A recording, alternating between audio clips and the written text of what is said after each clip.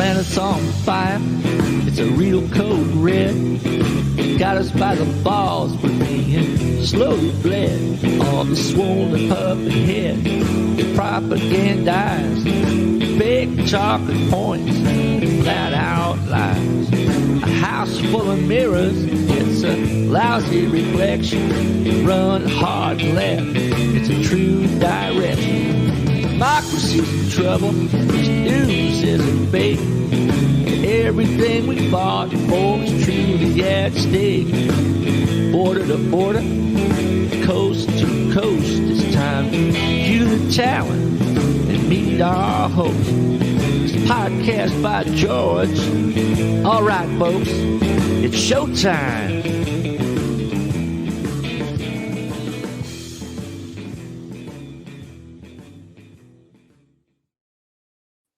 Hello, hi, how are you? Welcome on in to another podcast by George.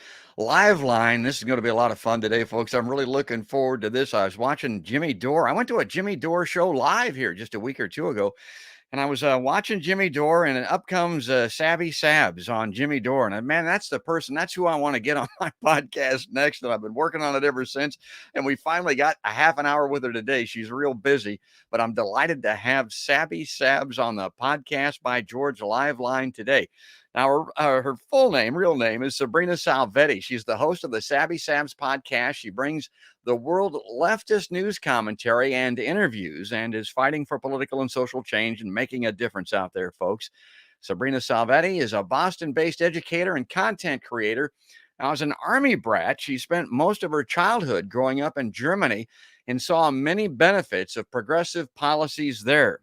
You listen to Sabrina interview activists, candidates, entrepreneurs, and other change-making, fighting political and social issues, performances on her show. She's got a call-in platform that's great. She gets all these people on the show. She ain't afraid of nothing, folks. I mean, she'll take a call from anybody. The Sabby Sabs podcast is part of the Revolutionary Blackout Network. Her videos have gotten well over 1 million views in just the past 4 years. And I'm going to be putting some stuff up online, some of the URLs and web addresses where you can follow her as we move through this. But I want to get to this right away. I want to bring up this breaking story before we bring Sabby in, and this is probably where we're going to jump off what we're going to be starting to talk about. A fight for survival. The Senate approves $40 billion additional in Ukraine assistance as the last aid package runs out. Yeah, it's run out. They need $40 billion more. Let me bring this next page up. The Senate Thursday, not today, approved more than $40 billion of additional humanitarian and military assistance. I got a feeling it's mostly military assistance, folks. And why the hell do they hook these things up? I mean, why can't they be decoupled? I'm all for humanitarian assistance for anybody, particularly for American citizens. I mean, I'm a humanitarian. I want to help Ukraine, but they put it together with the military so that the military stuff gets in there. So the last aid package was expected to run out this week. The bill, which now heads to President Joe Biden for his signature, is triple the amount of aid the U.S. has already committed to the war-torn country, trying to beat back Russia's invasion. It passed 86-11, with most Republicans joining every Democrat in approving the bill. It's amazing, folks, how we can sing Kumbaya when it comes to military stuff. The aid package will meet the large needs of the Ukrainian people as they fight for their survival. Senate Majority Leader Chuck Schumer, the Democrat from New York, said right before the vote, quote, from the Schum, "It's a fight we cannot turn away from." I always hate it when somebody wants to fight or go to war and they want to say we. I'm like, who the hell is we? It's a fight we cannot turn away from. By passing this emergency aid, the Senate now can say to the Ukrainian people, help is on the way. So Schumer is ready to fight, folks. This is a guy that's never been in the sissiest slap fight there ever was. I don't think he's ever been in a thumb wrestling competition. He's ready to fight, and he's ready to bring me along with him. Now, this is from the U.S. Department of State. Before we get to Sabby here, I want people to be aware of this because we're coming, says Chuck. We're going to provide some help here. They don't have any. Oh, yeah? This is from the website of the U.S. Department of State. Since January of 2021, the United States has invested more than $4.5 billion in security assistance to demonstrate our enduring and steadfast commitment to Ukraine's sovereignty and territorial integrity. This includes more than $3.8 billion since Russia's launched its premeditated, all right, I'm up with premeditated, unprovoked, that's disputable, and brutal war. Yeah, war is always brutal. I mean, that's what war is. This isn't any more brutal than any other war that there's ever been since February 24th. Now, since 2014, the United States has provided more than $6.5 billion in security assistance for training and equipment to help Ukraine preserve its territorial integrity, secure its borders, and improve interoperability. How do you like that? Interoperability with NATO. And I got a feeling that if you were to go to talk to the old Vlad Putin, he'd tell you that interoperability with NATO is why there's a war in Ukraine right now. Now, again, you would believe that they don't have anything to fight with over there, that we're not helping them. This is from before. This is what we've already provided, according to the U.S. Department of State. The United States security assistance, folks, is committed to Ukraine, including over 1,400 Stinger anti-aircraft systems, over 5,500 Javelin anti-armor systems. Remember those? That's what Trump was talking about in that phone call. Over 14,000 other anti-armor systems, over 700 Switchblade tactical unmanned aerial systems, 90 155 millimeter howitzers, and 184,000 155 millimeter artillery rounds for those howitzers, 72 tactical vehicles to tow the 155 millimeter howitzers, 16 Mi-17 helicopters, hundreds of armored high-mobility multi-purpose wheeled vehicles, and 200 M113 armored vehicle personnel carriers, over 7,000 small arms, and 50 million rounds of ammunition. My God. Okay, so that's where that's at. That's long-winded. That's longer than I would like to spend. Let's bring Sabby in here and get her on the podcast by George Liveline. So, Sabby, there's a lot of assistance, a lot of help going out to Ukraine. What do you make of all that? It's incredibly disappointing. That $40 billion would have been well spent here on the American people. Yeah. So many people are out of work. People are unemployed. People are unhoused. We have a baby formula shortage in this country. There's a food shortage. If you go to the grocery stores, you see it, and they're giving money to another country. So this is the biggest problem that I have with the Biden administration. They really don't care about the American people. We are going through a pandemic, and they choose to give money to someone else. So again, I think this is another excuse for Joe Biden to say we need to increase the military industrial complex budget. He can have an excuse for that now. We need to help out people in Ukraine.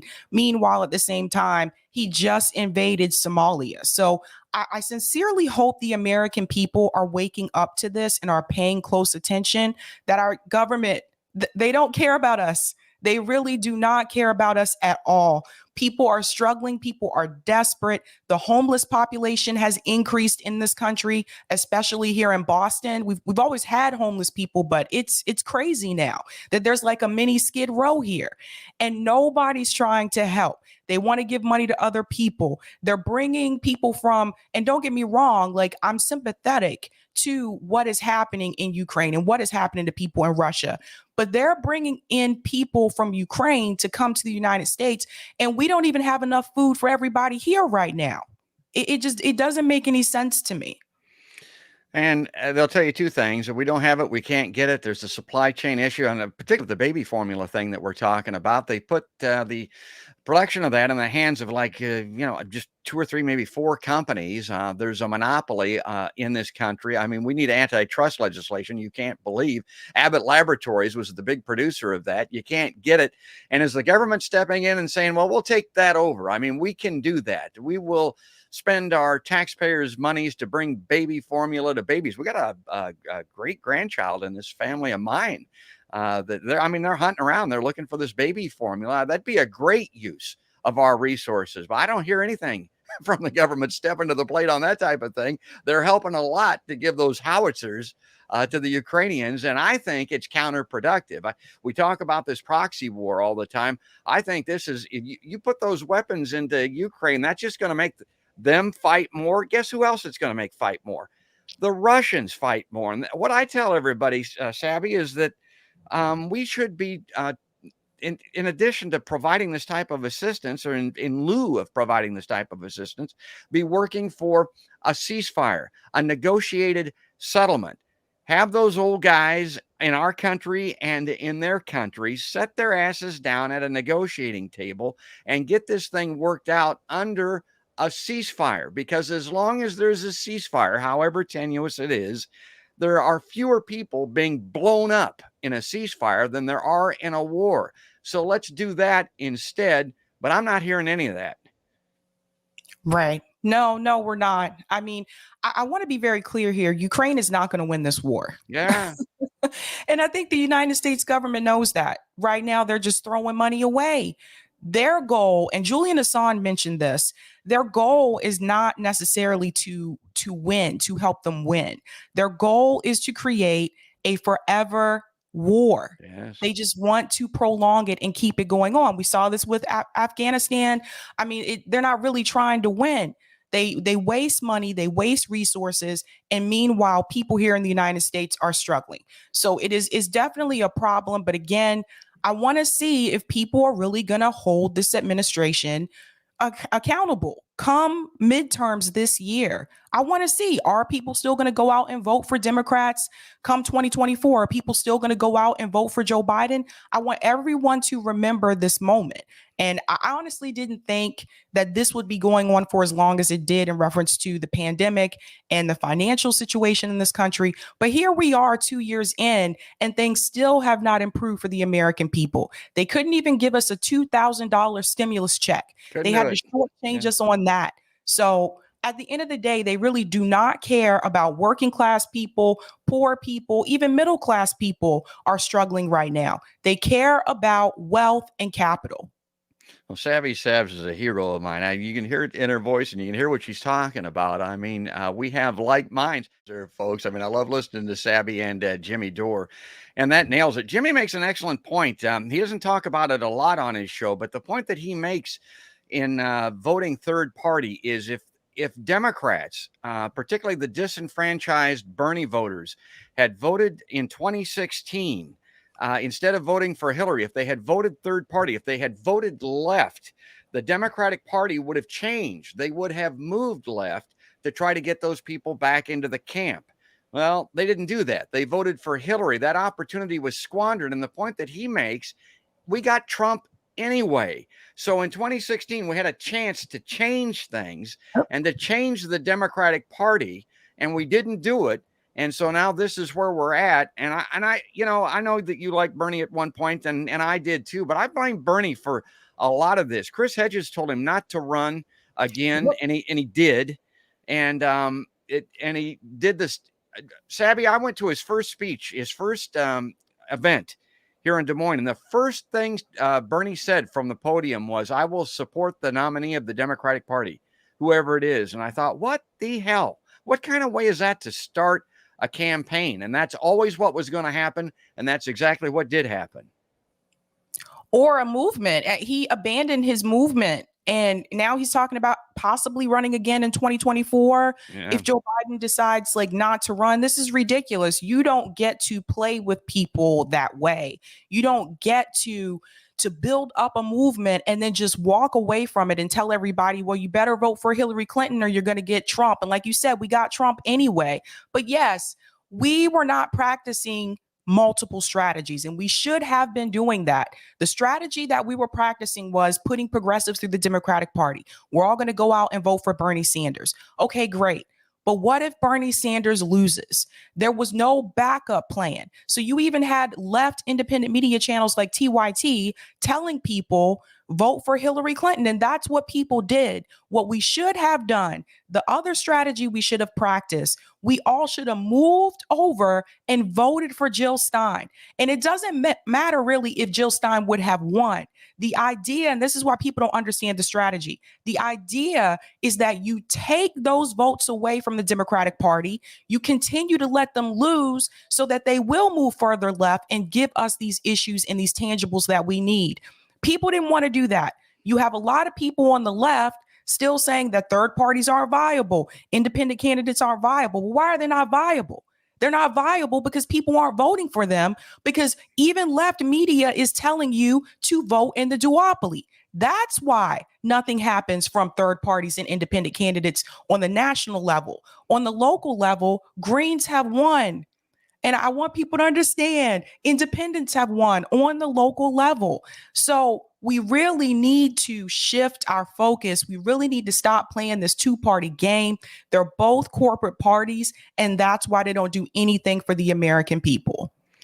And again, the main reason I'm having so much fun here is that this is a kindred spirit for me, and I don't get to talk to a lot of people like this. Sabby, I want to ask you about this that I've been telling people, and people don't seem to pick up what I'm putting down a lot of times. But Bernie's got this huge following. He's got this power of personality. Still, you see it all over the web. I mean, he's got an email list that's close to 1 million or something like that. What if he were to enlist that power that he has and have those people primary these Democratic candidates, unless these things that we want and that he professes to support are actually put into action, unless they actually do something, he's going to tell these people not to support the Democratic mainline candidates. I mean, to me, he may be the only guy out there that can do anything close to that could make it. You're not going to change the Republican Party. That crazy train left the platform a long time ago. That's the way I look at it. But we could still make a change with Democrats if somebody like Bernie were to do that. But that ain't happening. He won't do it. Well, Black Agenda Report actually had an article about this a while back, that they found information that showed that Bernie Sanders actually had some type of agreement with the Democratic Party that he would not start a third party movement.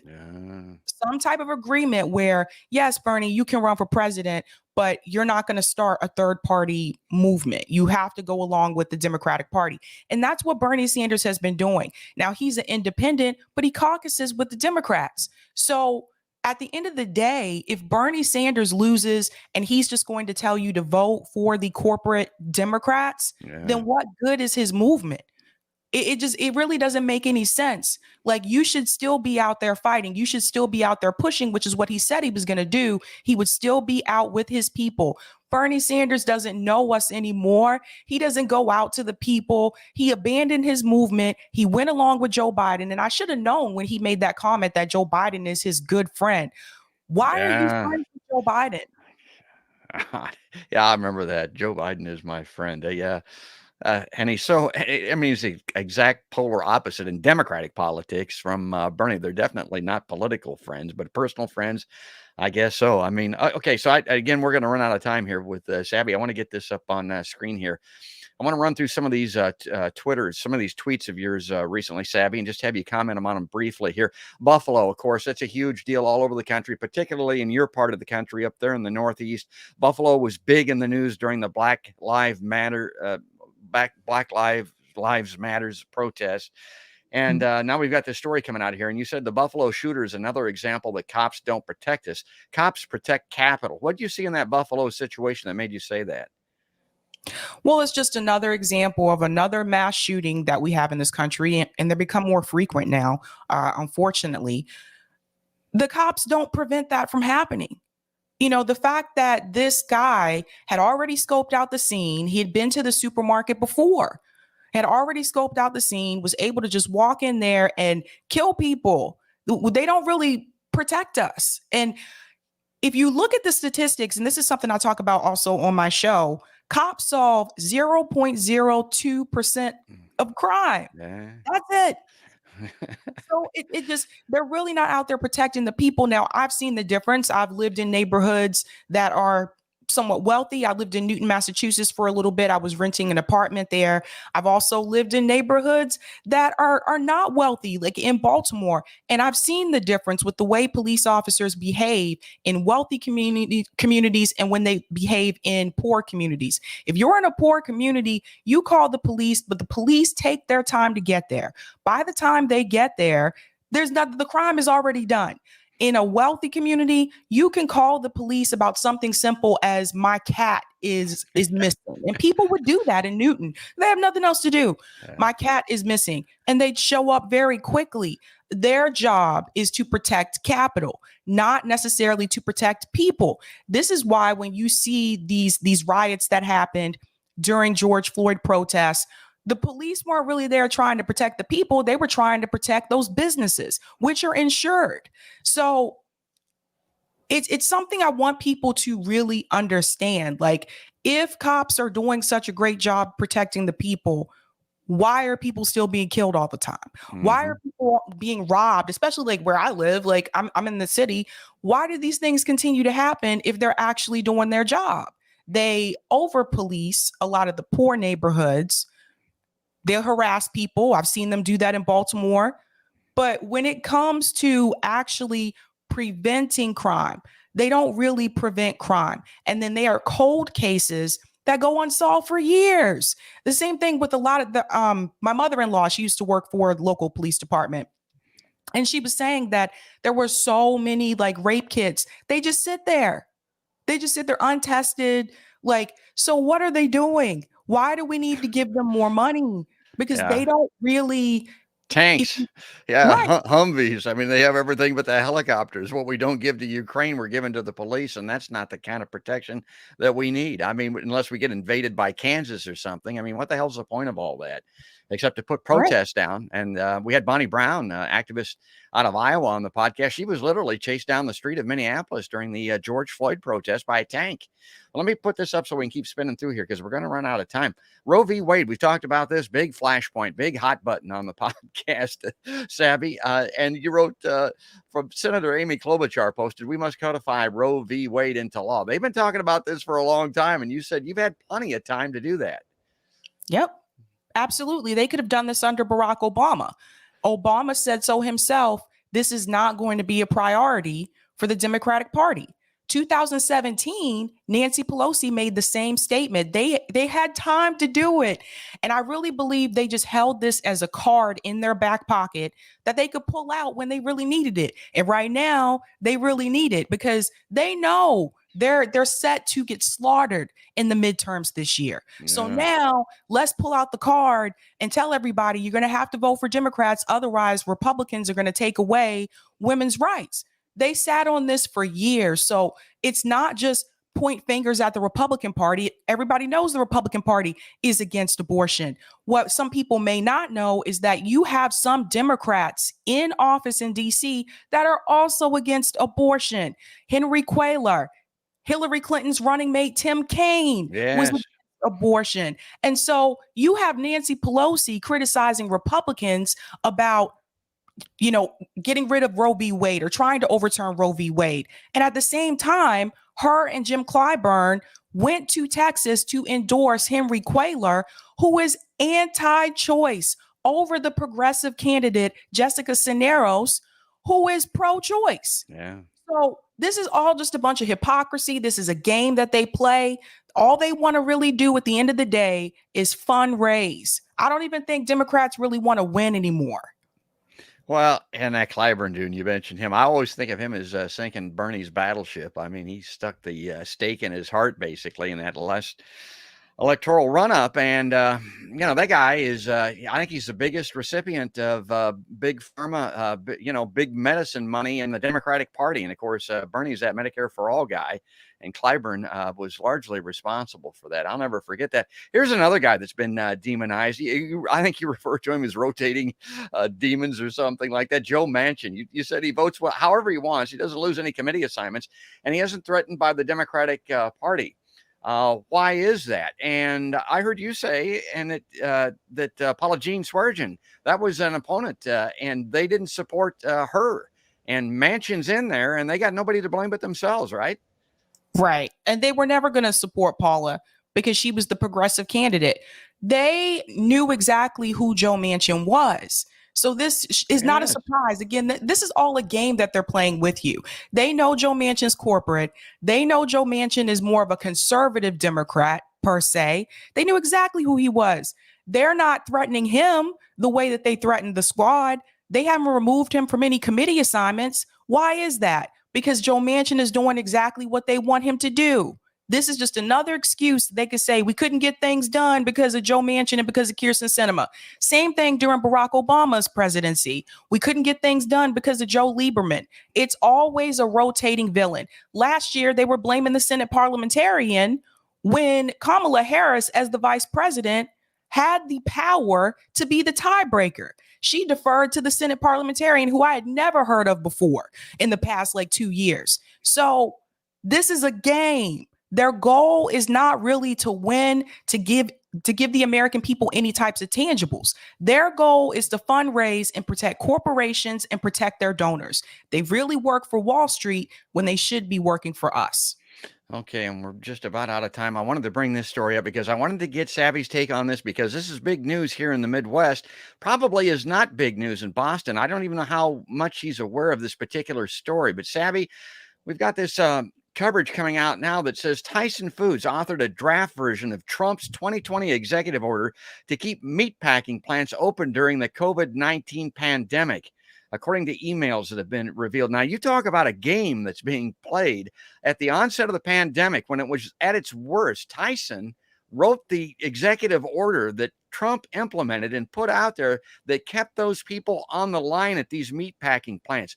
Poor people, people doing disgusting hard work that nobody else will do. And they got sick and some of them died. And it was written by their employer, who has seen profits skyrocket during the pandemic. I did not know about this, but it doesn't surprise me because these companies don't care about us. This is why we're seeing an uprise in employees starting unions, unionizing across the country. That needs to continue. They don't care about us. They exploit their employees, and the people at the top get all of the profit, and everybody else is abused and misused. This is very troubling. I think Tyson should. I think they should sue them.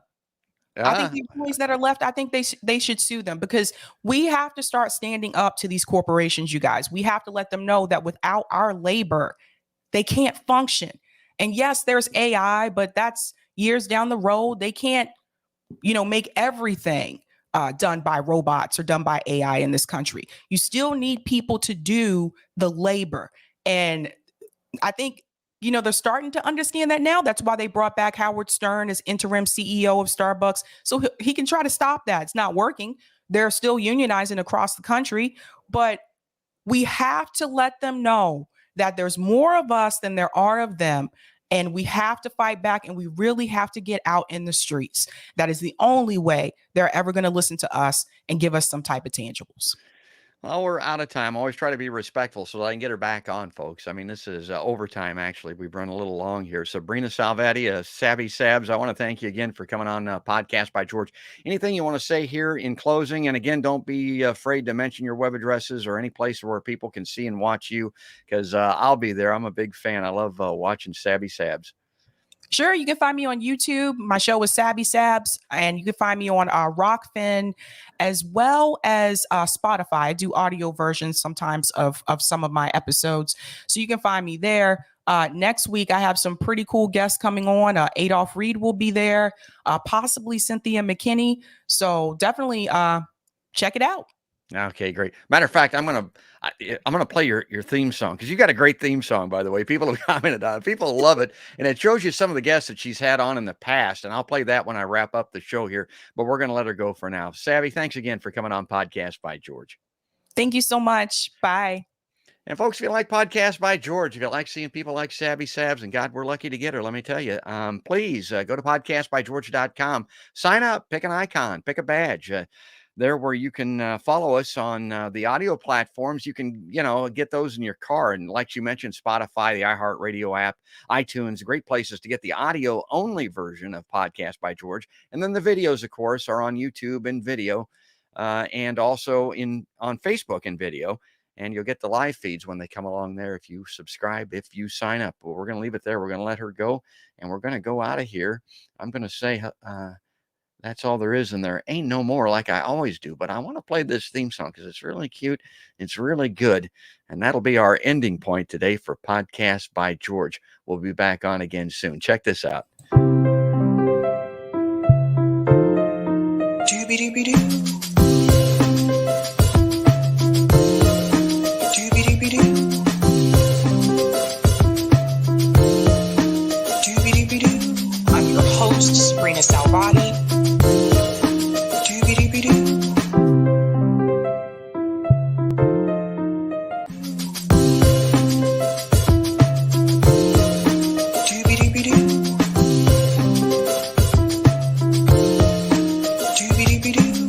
your host, Sabrina Salvati.